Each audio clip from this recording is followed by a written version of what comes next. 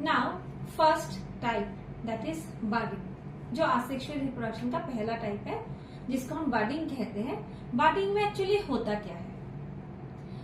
तो इन बर्डिंग first of all एक bird का फॉर्मेशन होता है।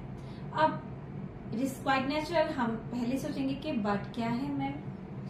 तो बर्ड मीन्स एक आउटग्रोथ, जस्ट एन आउटग्रोथ। एक ऑर्गेनिज्म है या फिर एक बॉडी है जो ऑर्गेनिक बॉडी, सेल है, मान लो कोई यूनिसेलुलर ऑर्गेनिज्म है तो उसका तो सिर्फ एक ही सेल है बॉडी में, है ना।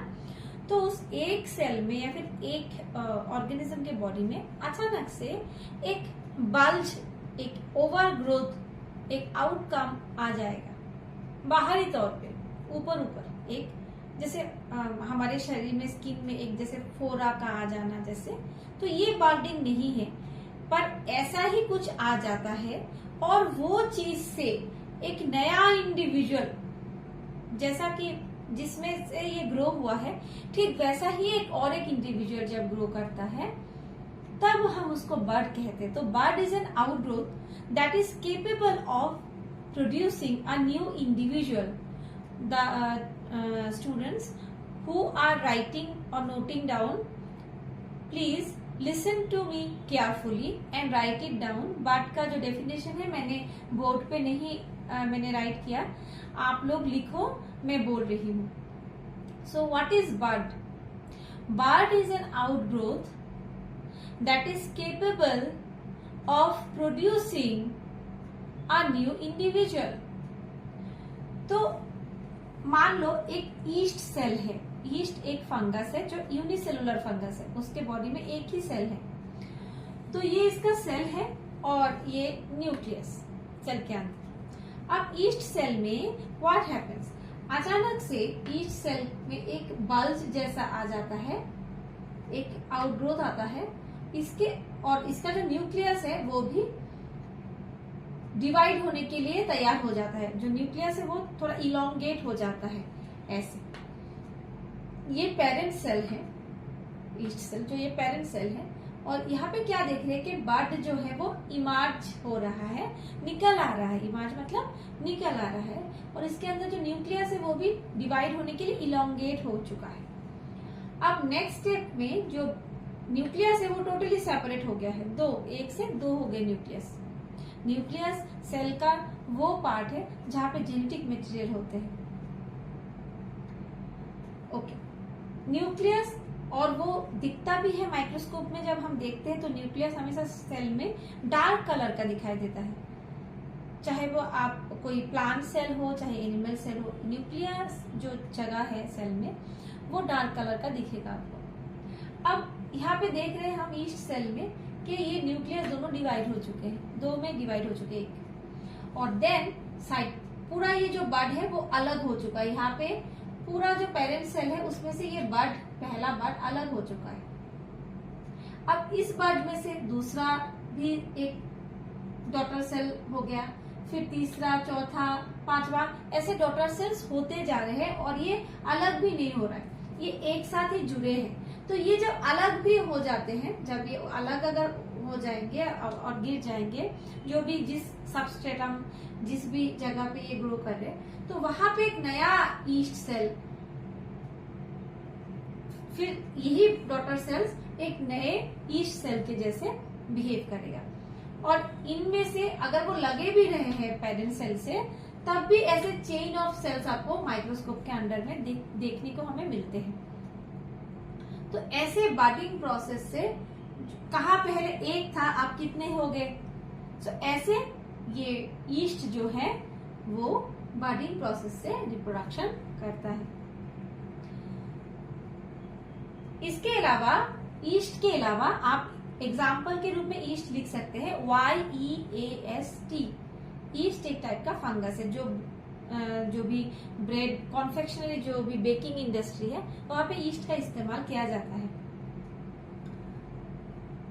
तो आप ईस्ट का नाम लिख सकते हैं, या फिर हाइड्रा भी एक टाइप का ऑर्गेनिज्म है जो बर्डिंग प्रोसेस से वो अपना रिप्रोडक्शन करता है। Hydra, HYDRA, hydra. Next step, next way जो है वो है फ्रैगमेंटेशन। क्या है? फ्रेगमेंटेशन, टुकड़ा होना, फ्रेगमेंट्स मतलब टुकड़े।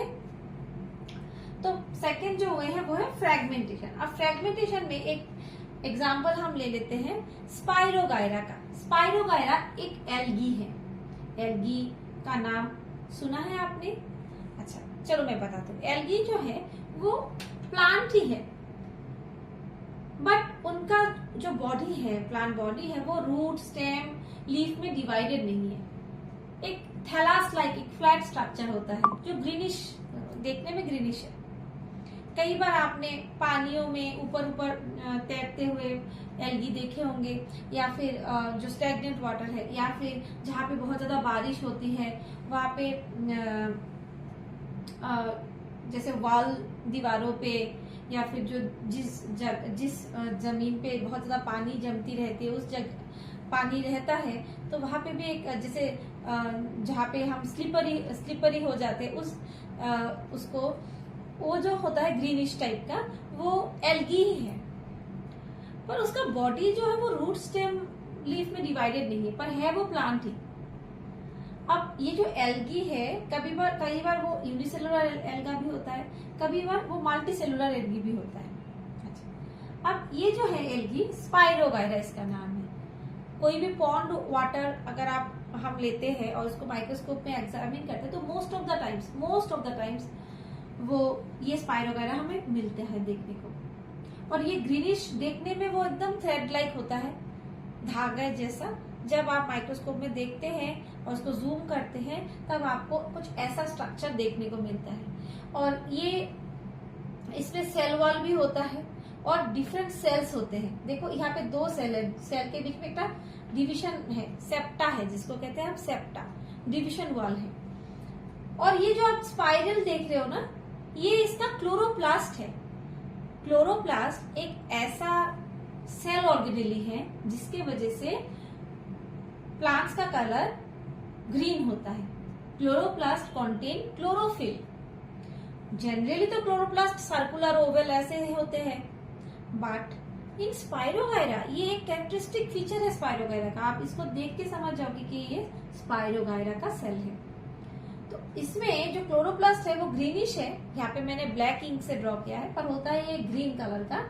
और ये स्पाइरल, ऐसे स्पाइरल है, जैसे डीएनए का स्ट्रक्चर आप लोगों ने कभी बुक में देखा होगा, डीएनए जैसा होता है, ठीक वैसे ही है। और ये स्पाइरोगायरा जो है वो पानी में रहता है, तो पानी का वेव अगर बहुत ज्यादा आया या फिर बहुत ज्यादा हवा चल रही है पानी के ऊपर, तो पानी भी हिलती है बहुत ज्यादा, तो उस टाइम पे स्पाइरोगायरा कभी कभार थ्रेड लाइक इतना लंबा लंबा स्ट्रक्चर होता है तो वो बीच में से टूट जाता है। तो जैसे को ये वाला स्पाइरोगायरा का जो एक स्पाइरोगायरा है जिसमें 2 सेल है, आपस में जुड़े थे, सेल वॉल थे, तो ये सेप्टा जहाँ पे था, तो वहां पे वो एक्सीडेंटली कट हो गया। अब कट होने की वजह से 2 टुकड़ा हो गया, यहाँ पे आप देख रहे हो। और ये दोनों ही टुकड़े एक अलग अलग स्पाइरोगायरा के रूप में they can leave a separate spirogyra individual.